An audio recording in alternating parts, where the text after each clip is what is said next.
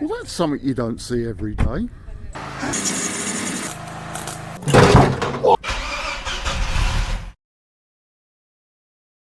So actually, it's the Monday of the bank holiday weekend.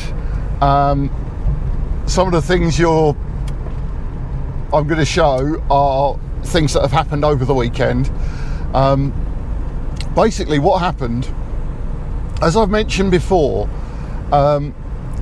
there's a chap by the name of Derek who is the owner of GM6. Now, what he does is he restores Monzas, Senators, and Royales. But of course, there are only a handful of cars left, and he's got a vast supply of spares, where he's over the last 30 years has been salvaging spares off the cars as they've been too far gone. And Derek lives down in Cornwall, and every year he has a get together, and that's what's just happened. So a bunch of us, I think there were 16 or 17 of us, all came down to Cornwall, and there was 3 Senator Bs came down. So three of us had Senator Bs, which is the car that comes after the Monza Senator Royale trilogy. And then there were 4 Monzas. So they're the Opel version of what Roy is. Well, Roy is the Vauxhall version of an Opel Monza. So there was 4 Monzas, and there was me with Roy, and the Royale was the oldest that was there, the scruffiest as well. Also the only old school one, so it's the only one that's got a carburettor, for example. All the others were 3-litre injected. So, you know, as I've been saying, if you're a follower of the channel, this car is so rare. It's really unbelievable how rare this car is, because although there are a handful of Monzas out there, there are very few Royales, and I only know of this one and Andy's one that he's currently putting back together that have got carburettors. The others are the 3-litre injected ones that came a bit later. So these early ones weren't 3-litre injected. Anyway, so we all got together. It was quite something, because during the course of the day on Friday, we all sort of met up with each other. So I met Chris with his Monza first of all, on the M25, and he was he was in his 3-litre Monza that is absolutely beautiful, that he's completely restored and upgraded. Chris is the chairman of the Autobahn Stormers, which is the club that's run for lovers of these big old Opels and Vauxhalls. Then we drove together down to Exeter, and then down at Exeter we met up with everybody else, and then we all drove here in convoy. So it was quite a sight to see. And then we've done various activities over the weekend. You know, we've all been out for meals and drives and things like that. It's been genuinely wonderful, actually, and it's been genuinely wonderful just to meet some of the other owners. You know, I'd met some of them virtually on Zoom, and I'd only met some of the others on a WhatsApp group. So to actually meet them in person is absolutely fantastic. It's been really great. And actually, you know, I'd previously met Niall before, because obviously I went up to Birmingham and he changed over the gearbox for me when the gearbox failed. Okay, so this is Niall. Now, Niall was another hero because you actually fitted the gearbox into Roy the other day, didn't you? Yes. We got up to Birmingham, borrowed a ramp from your mate Dennis. Garage, yeah. So DS Motors in Digbeth. Yeah. Yeah. Absolutely top guy is Dennis, isn't he? He's a good old school mechanic. You need a proper bit of proper old school mechanicking done. He's your man. And Niall borrowed a ramp from him. And within about 3-4 hours, just dropped out the old box. And we had Roy back on the road. Put the new one back in, and it got me all the way back from Birmingham, and then 400 miles down here. Yeah. Still going strong with you guys, and it's going absolutely brilliantly. So yeah, tell us about your Senator, because this is one you've rescued, isn't it? Yeah, this is my 1990 24 valve Vauxhall Senator. I bought it as a barn find. Yeah. I thought I'd end up breaking it. I took a punt on it and put it through an MOT, and it just failed on a handful of bits and pieces. Yeah. Would have been a shame to break it, wouldn't it? It would have been an absolute shame. Like mechanically, it's absolutely sound. Underneath is sound. It just needs a little bit of paintwork. Yeah. And not too bad. Fantastic. Yeah. Brilliant. Thanks a lot, Niall. And of course, Matt, who supplied me the gearbox that Roy's currently running, I'd never met him at all, and you know, he just said to me, "Oh no, I've got one of those gearboxes sitting under my workbench," you know. Okay, so this is Matt. Now, Matt is a bit of a hero, actually. I've mentioned Matt in the previous video. Because it was a gearbox hiding underneath his bench that actually got Roy here today. So Matt, tell us about your Monza. This is my 83 Series 2 Monza that I've had for about 8-9 years now. When I bought it, I had to drag it out of the garage because all the brakes and seized up on it. Fuel tank had rotted out, all the fuel lines are gone, but gradually over the last few years it's fully garage restored myself. But but it's beautiful, isn't it? Yeah, literally everything's been it's done absolutely, because you've had all the chrome work done and everything, haven't you? I've had all the chrome work replated, headlamps resilvered, brakes refurbished, but all the brake lines I've made myself, Cooper nickel, and most of the work I've done myself, to be honest. So, and of course you've done the 4-speed. And of course you've done the 4-speed gearbox change on it as well. 4-speed conversion on this. After driving it around for a little bit.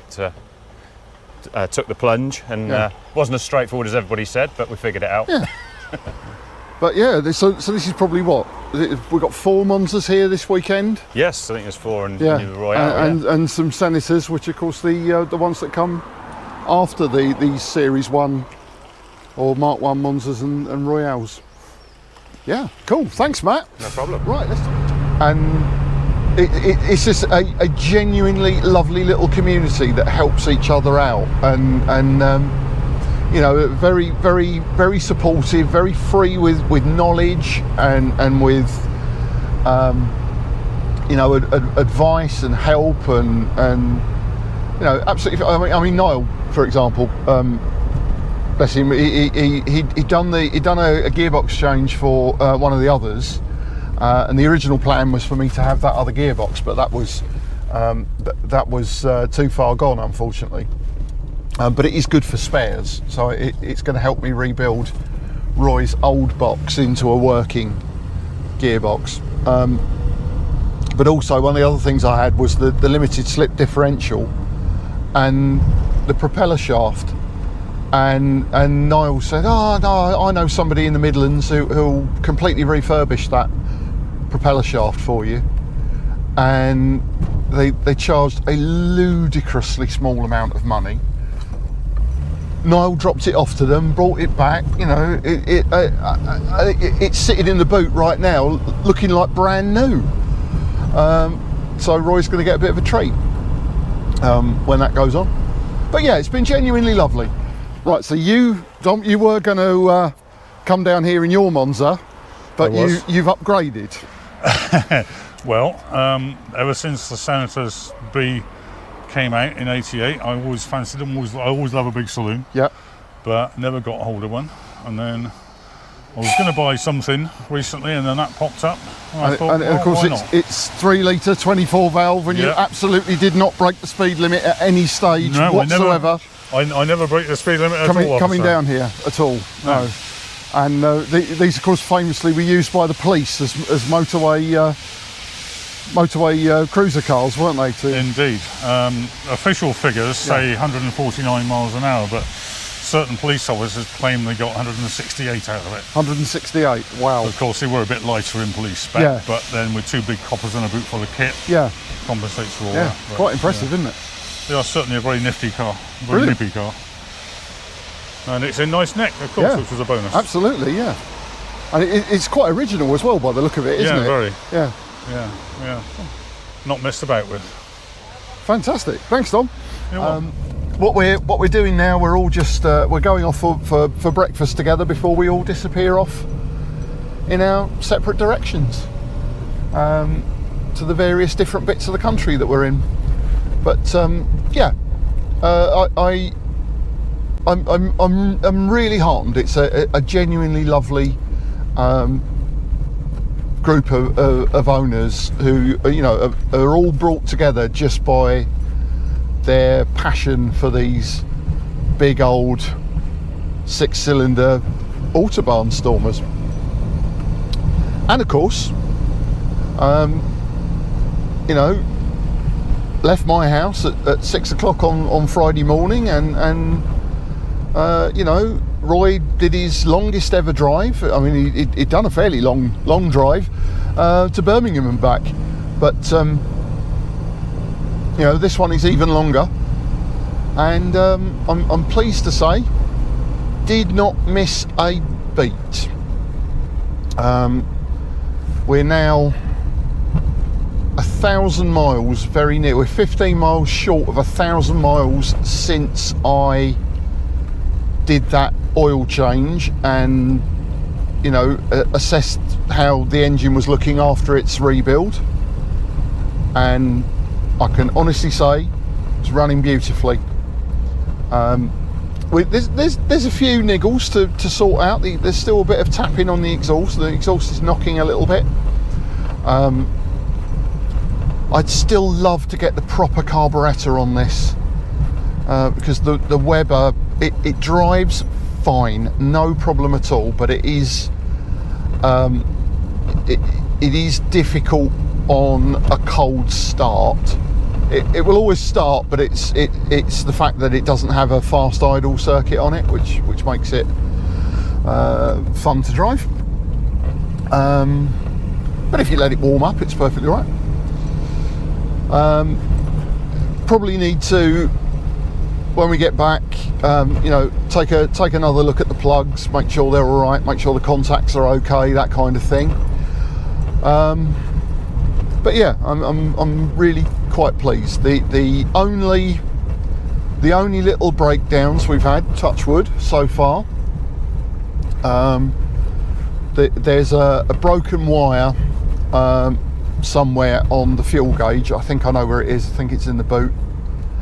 So occasionally the fuel gauge will just stop telling me what's going on. A bit of a dicky fuel gauge. I had a look yesterday thinking it was just the tank sender unit, but actually it wasn't, because a quick thump on the dashboard made the fuel gauge come back to life. And what it is the components of the dashboard not particularly happy. Bit of tiredness and corrosion. So this is a very quick dashboard clock rebuild.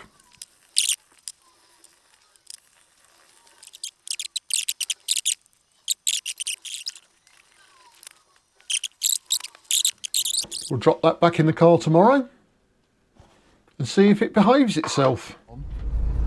And during a rainstorm yesterday, did have a little problem where a universal joint on the wipers hopped off its mounting. So I need to look at that and do something to make that a little bit better. But other than that, I couldn't have asked for any better, and it's kept up with the Monzas, with the 3 litre injected. It's kept up with them, no problem at all.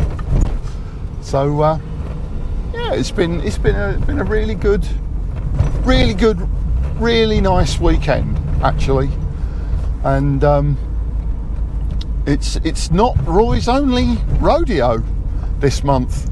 In a couple of weeks' time, we're going to be at Vauxhall, which is at the British Motor Museum. So if you're there, come and say hello.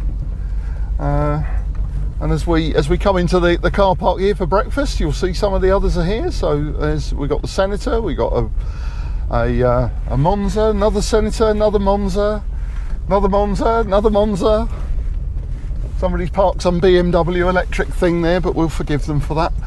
And we'll just complete the lineup with Roy.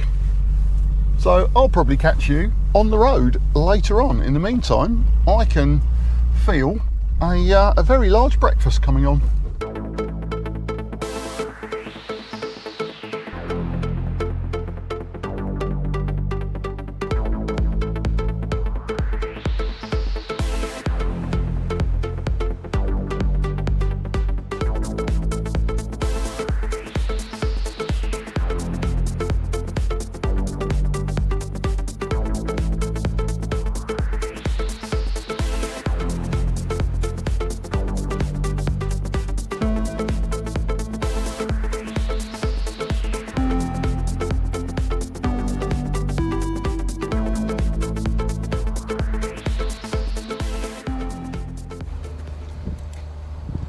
It's definitely true to say that Roy is the oldest of the bunch. He's also the scruffiest of the bunch, but he's also the survivor of the bunch. He had absolutely no right to be here at all. This time last year, it's almost a year since I purchased Roy, and this time last year it was scrap, and it's just done the longest run it's driven for many years. I would think it's done it faultlessly, and it's amazing fun, and it's just so much fun actually to be here with all these other owners. And actually you'll probably see us out and about if you're on the car show scene. Definitely going to be at Vauxhall in the Gaydon Motor Museum towards the end of May, so be there on the Autobahn Stormers section, so come and say hello if you're a follower of the channel. Yeah, it's been really good to actually catch up with all these old beautiful cars, and when you actually see all of these cars driving together in convoy, it really does turn heads, which is something amazing to see.